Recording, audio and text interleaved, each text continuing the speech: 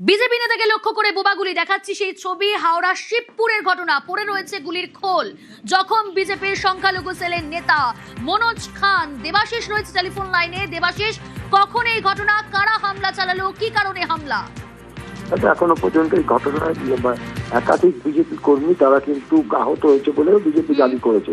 মূলত দুপুরের দিকে যখন যে এলাকায় শিবপুর বাজার এলাকায় সেখানে দোকান বন্ধ করা হচ্ছিল, সেই সময় হঠাৎ করে তৃণমূল কংগ্রেসের বিরুদ্ধে সরাসরি অভিযোগ বিজেপি সংখ্যালঘু সেল মনোজ খানের বাড়ি লক্ষ্য করে ইট বিক্রি, পরবর্তীকালে বোমা ছোড়া হয়, এমনকি গুলি চালানো পর্যন্ত হয়।